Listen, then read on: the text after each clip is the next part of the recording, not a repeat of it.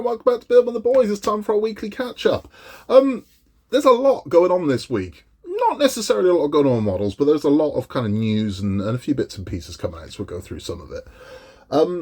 Firstly, Fanhome. So, this time last week, Fanhome were launching and we all thought we were going to be good to go. That didn't happen. So what's happened with that? Right, well, don't panic. As I keep saying, don't panic. But the reality of it is Fanhome have been left with, what's a nice way of saying it without saying it? A proverbial you-know-what storm by Eaglemoss. So there was a severe lack of coherence with what had been ordered by Eaglemoss, what was in shipping containers and what wasn't. So when Fanhome finally received the stock, there were just massive gaps in the chain. So I don't know what parts were missing, but if they'd have started you off, you'd pretty much stopped immediately. So there were too many gaps in the chain to start the DeLorean and Eleanor. Just too many massive gaps in that chain where, there wasn't enough issue 1s and there wasn't enough issue 6s. It just wasn't there. So rather than you sign up to them in good faith after having a fairly terrible experience with Eaglemoss, they chose to pull it. They chose to pull and delay it. And that's good. I know you might be thinking it's not. That's good, because the only thing worse than not being able to finish that model would be thinking you're about to finish it, and then the first delivery you get from Fanhome, you've got half the pieces in it, or some of it's missing. That would be crushing. That would be devastating. So they've not done that, so that's a good thing. So what they've done is they've held off. So at the moment we're looking at April for DeLorean and Eleanor. I don't know about Ecto and Enterprise D, but I would imagine around about the same time. You might be seeing those come in possibly May, June. But look, we've waited this long, right?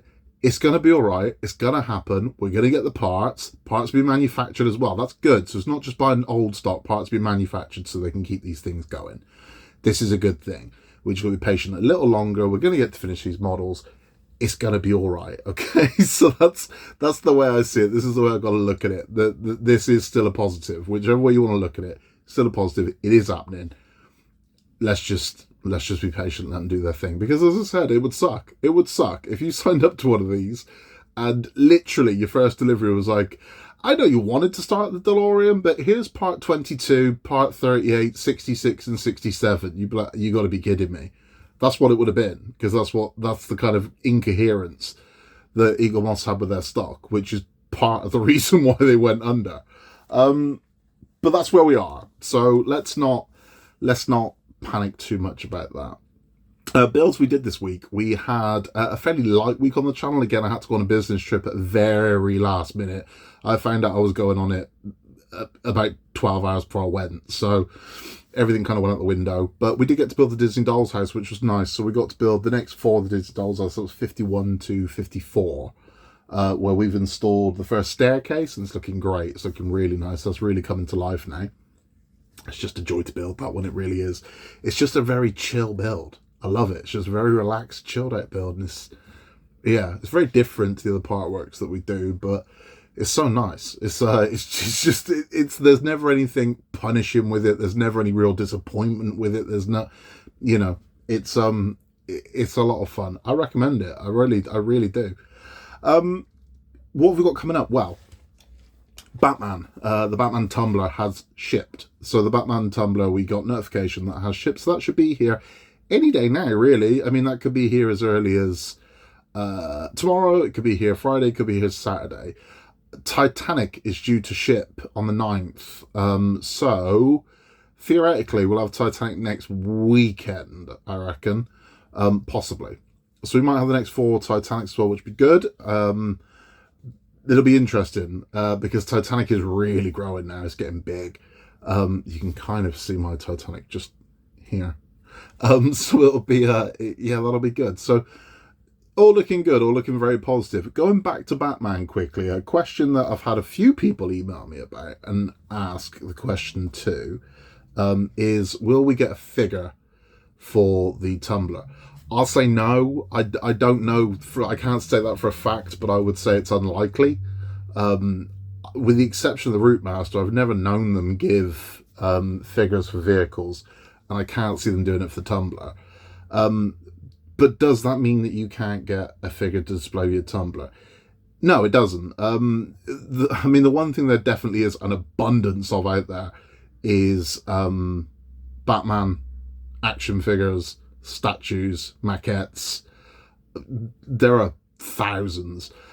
What you need for the scale you're going for, this is where life gets bloody difficult. What you need for that scale is a 9-inch figure, which they just don't make, right? So unfortunately, the majority of action figures are 4-inch, 6-inch, 12-inch, sometimes 10-inch, up to about 36-inch for like the giant figures. 9, it's just not really a scale they do, but for a 1/8 scale, the scale figure you need for a 1/8 vehicle is 9 inches, which caused us problems when it came to Ecto1, because there were no 9-inch Ghostbusters. They didn't exist. You could get ones that were 12-inch, and you think, well, that's not that much bigger. That's huge. In the scheme of things, it's huge. Too big for the car. So you're thinking, well, I could go down a scale, then I can go to maybe a 6-inch figure. Too small. Way too small. And that scale, at that sort of size, it makes a big difference. I mean, you might get away with an 8-inch figure, you might get away with a 10-inch figure, but it'll still look weird. The scale's just too massive. I mean, when we're talking an inch, we're talking, nearly a foot in that scale. So it does make a huge difference. But you can get a 9-inch Dark Knight, and you can get a 9-inch Joker. They're not action figures, so you can't put them in the vehicle. These are not going to bend and move to the vehicle, but they will be in scale to the Tumbler. So if you were looking for something to display with your Tumbler, you can get 2 very expensive PVC models. They're very nice. They are very nice, but they are expensive. You're looking at about 100 quid a piece for these. But they are completely to scale. So these, if you put these next to your Tumbler, they would be completely in scale with it. And these are them.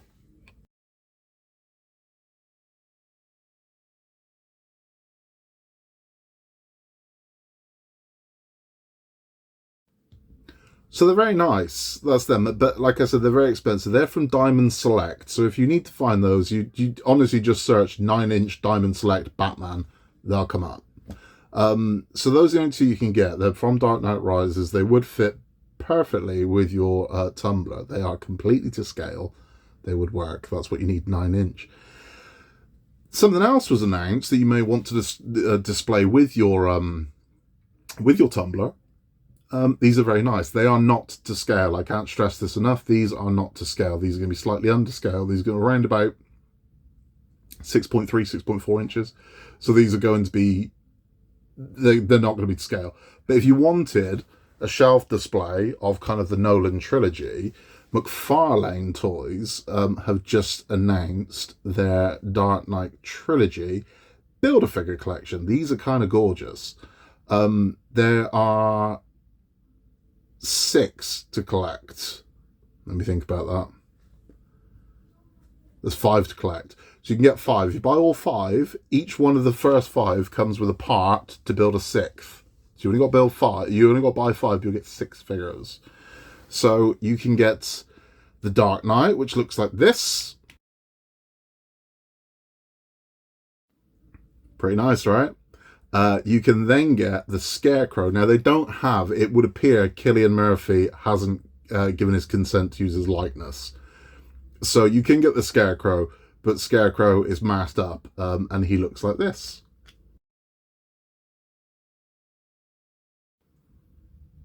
And then moving on to the Dark Knight, you can get the one I think everyone's going to kind of want. You can get Heath Ledger's Joker, and he looks like this. And then finally, you get Two-Face, who looks really good. And he looks like this.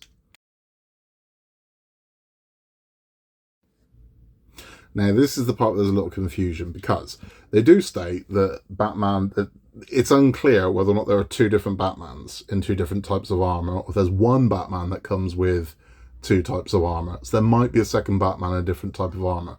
But if you collect all the ones I've just shown you, each one comes with a part that builds to build the final figure in the collection, which is Bane, and he looks like this. So they're really nice, they're really detailed, they come with a lot of accessories, and they're kind of gorgeous things. And the best part about these is they're not ridiculously expensive. They're certainly not cheap, but they certainly ain't crazy expensive. So you're going to be looking around about, it's over 20 quid, under 30. You're going to be looking around about, I'd say about between 22, 27 quid, that kind of area per figure. But if they're right and you build 4, you get the 5th free. That's not bad. I mean, you can get the whole set, and it gives you every character from the trilogy. Now, I know you're going to say there's no Ra's al Ghul. There isn't a Ra's al Ghul, but that doesn't mean there won't be a series 2. So I can see there being a series 2, where you probably get. I mean, let's think about it. If there's a series 2, who are the people missing? I can probably see there's going to be a Catwoman. I can see there being a Ra's al Ghul. I can see there being another Batman. They'll always do that. They'll always throw another Batman in. Probably Alfred, Commissioner Gordon, and then maybe a buildable of someone else. I don't know, but that could be good. That could be good. So I think these look really nice. So if you are wanting to build kind of shelf and a display for these, and you don't want to splash out 200 quid on the ones I've just shown you, these littler ones, I think are going to look great. They look really good. They're very posable, so you can get the whole sort of diorama scene going. And I think it would look great on a shelf. It really would. And it's something I'm toying with doing. I kind of like the idea of doing it. Another thing that was revealed at London Toy Fair this week is a bizarre one. I say bizarre, they've done this before. Revel, the model company that typically make you kind of sprue models, have branched out into 3D puzzle world. And they have a 3D puzzle being released in September of the Ecto1. So this was an image from London Toy Fair of the prototype of it. So you can kind of get an idea of what this thing looks like when it's put together. But this is a raw prototype. So this is what that looks like.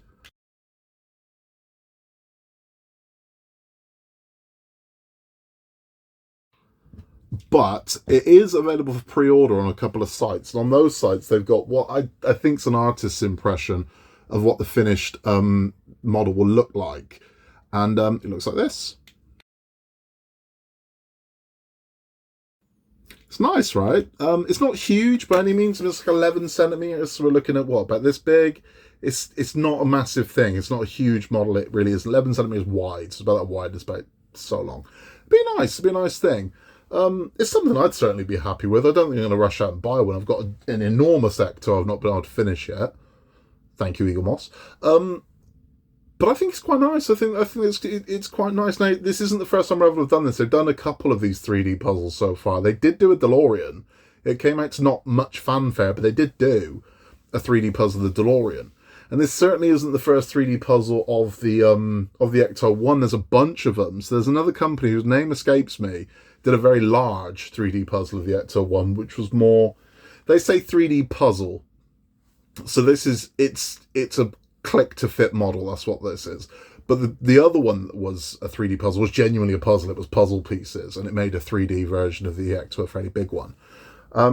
Metal Earth have also released will be releasing an Ecto1. So if you know the Metal Earth models, this is a colorized version of one of theirs, of the Ecto1. I think I've got a picture of it, so I'm going to cut to a picture of it. If I haven't got a picture of it, what you're actually going to see is a picture of Sid James riding a rally chopper in the 70s.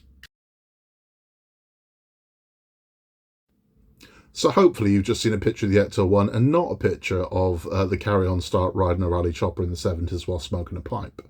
But they're very nice. I mean, this is the thing. So I'm not a fan of Metal Earth. I hate Metal Earth models. I don't know why. I can't stand them. I think they look great. I hate the process of, I can't stand it. I hate it. And it's not because they're difficult. It's not because they're not.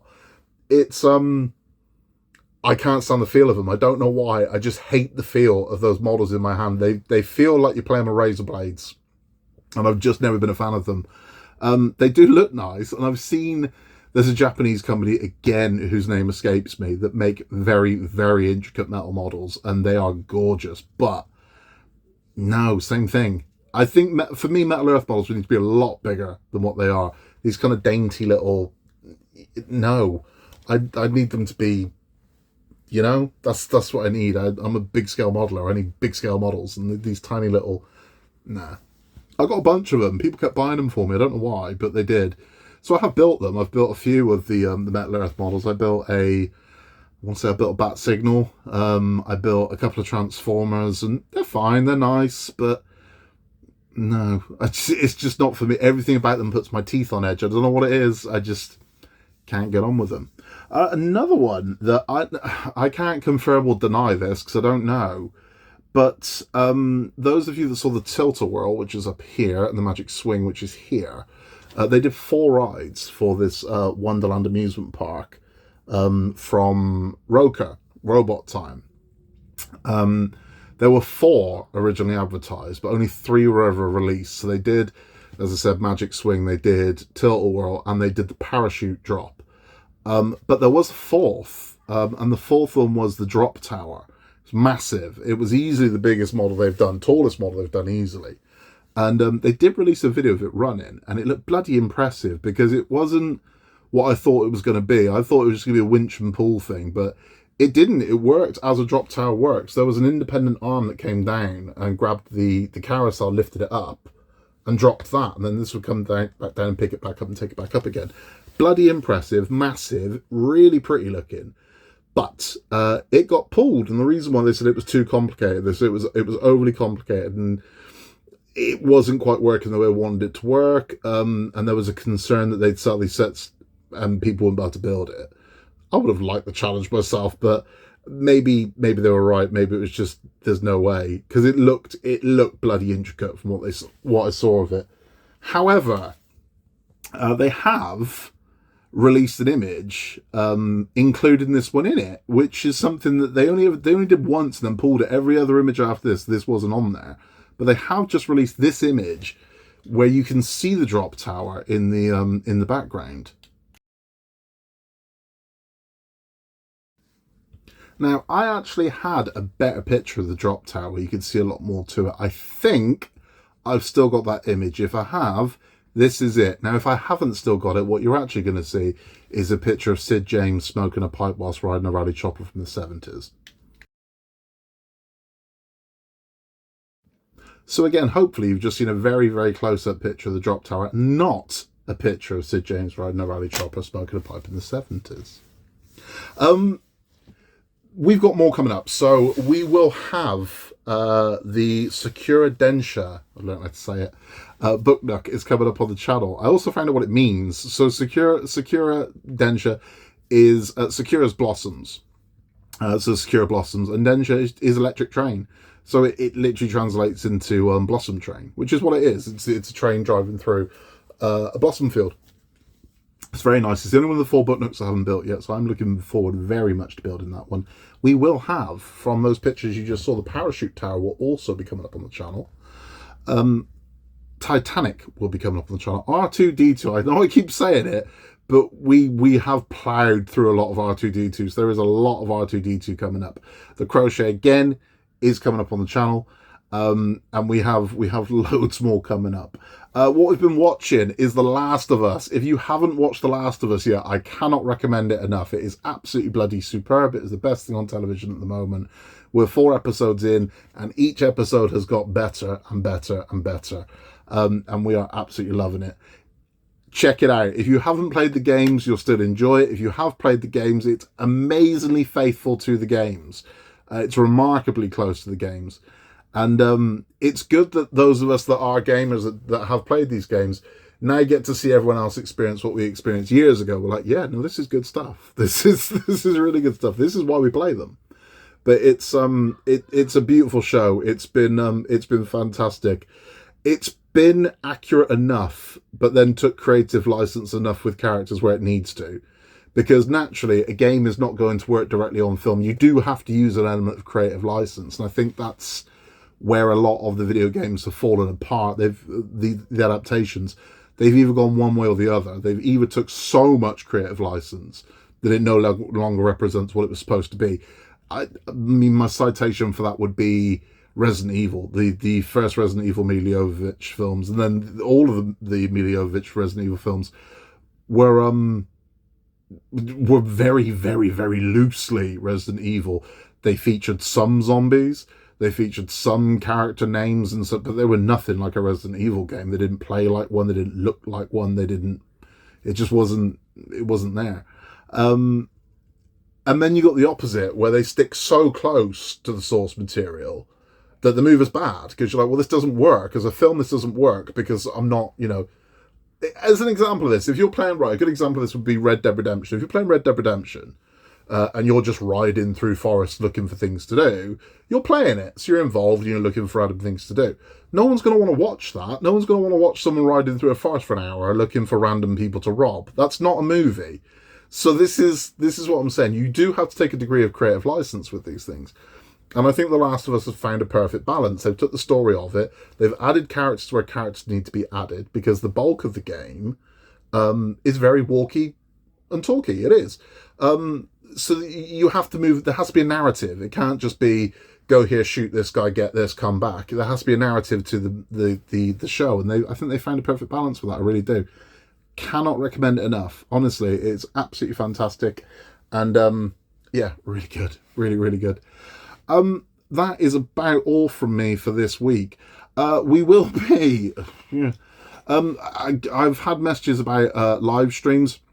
I just don't have time. That's the problem I've got. I can't commit to a live stream because I don't know when I'm going to be available or not. I mean, even this is my Wednesday catch-up. I'm filming it on a Tuesday because I'm not sure I'm going to be available tomorrow. So I can't commit to one, because what I don't want to do is say, yes, I'm doing a live stream, and then just bail out of it at the last minute. I can't do it. But I've had people asking to interact in different ways. So, I mean, I just don't want to let you down. That's the problem. I don't want to say, yes, I'm doing a live stream, and then not turn up for it. Because, as I said, I never know when I'm going to be available at the moment, because I'm in a new job, and I am travelling all over the place at the moment, so it's a bit weird. But what I'm going to do is a kind of an Ask Me Anything. So I get a lot of questions come through and a lot of weird things. So if you've got any questions you want answered, send them to us. You can either send them to buildingwiththeboys@outlook.com, or you can pop in the comments. What we're going to do is I'm going to write them all down, every single one that comes through. We're going to stick them in a bowl, and we'll just pull them out and we'll read them out, and I'll answer all your questions. So if you've got any questions at all, whether it be about something on the shelf, whether it be about something about me, whether it be about what do I know about this, whether it be what do you like here, what don't you like here, anything at all. So any questions you want to ask at all, do that. We'll go through them. Once we've got enough of them, we'll just pick them out, we'll read them out, and I'll get my wife to write them down so I know what they're going to be, and I'll pull them out the bowl and I'll answer all your questions, and I will answer honestly. Anything you want. So you send it through. I mean, naturally, I've got to keep this very family friendly, so please don't be asking me anything too weird. But I will answer everything I can for you, happily. And I'm quite touched that you're interested, because like I said, I get a lot of odd questions. When I say odd questions, I don't want to think that I think they're asking me odd questions. I get a lot of questions I'm not expecting to be asked, but I'm happy to answer them. So again, if you want to know what's on the shelf, I'll tell you what's on the shelf. If you want to know what I like building, I'll tell you. If you know what I hated building, I'll tell you that as well. Or anything else you want to know. If there's anything, I get asked a lot of questions about stuff in the room. Quite a lot. What is that thing in the background? What is that thing? What is that? I'll answer. So we'll put it all through, and I'll just do a forum where that's what we'll do on the next one. So again, if you've got a question, send it to buildingtheboys@outlook.com, or pop in the comments, and if it gets pulled out the bowl, we'll answer it. That's all from me. Please remember to like and subscribe if you haven't yet. Thank you to everybody that's supported the channel so far. Welcome to all new supporters. It's great to have you here. It really is. We've got a lot of fun stuff coming up in a world where you can be anything at all, especially during the month of February, Valentine's Day. Just be nice and make someone smile. That's your goal for tomorrow. Make somebody smile. If you can do it, do it. World will be a better place. I will catch you very soon, hopefully this week, for Batman Tumblr. I will see you then.